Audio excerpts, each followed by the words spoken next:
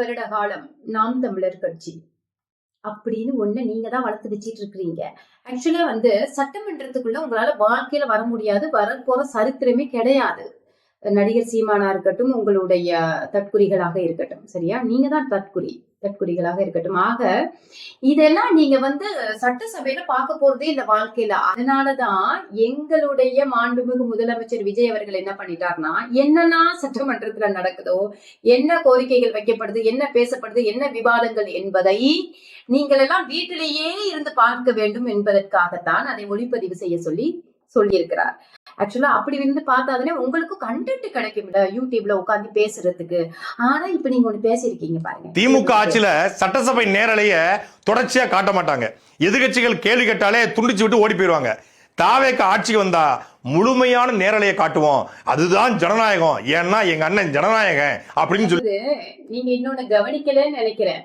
ஆமா, பேசுனா எதிர்த்தரப்புல இருந்து பேசாம தூண்டிச்சிட்டு போறதுக்கு நாங்க என்ன திமுகவா இல்ல அதிமுகவா? நாங்க தாவேகா. உள்ள என்ன குஜிலி மஸ்தி நடந்துச்சுன்னு இப்ப பாப்பீங்க.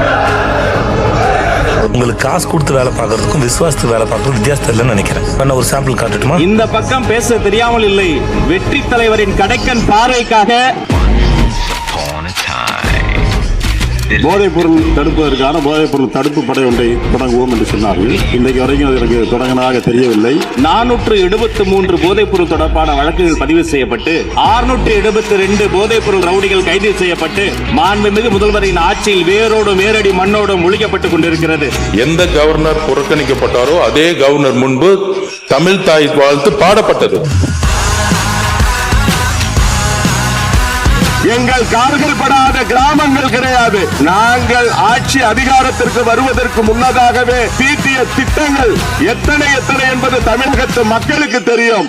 முடிஞ்சதோட சொல்ற பாப்போம். இப்படி இது ஒன்றும் பதில் கொடுக்க தெரியாம போறதுக்கு நாம் தமிழர் கட்சியும் கிடையாது, திமுக அதிமுகவும் கிடையாது. அதையும் தாண்டி தலைவரால் கட்டமைக்கப்பட்ட தாவேகா பேச மாட்டாங்கன்னு நினைச்சிருக்கீங்களா? இருக்கு, போக போக தெரியும்ல.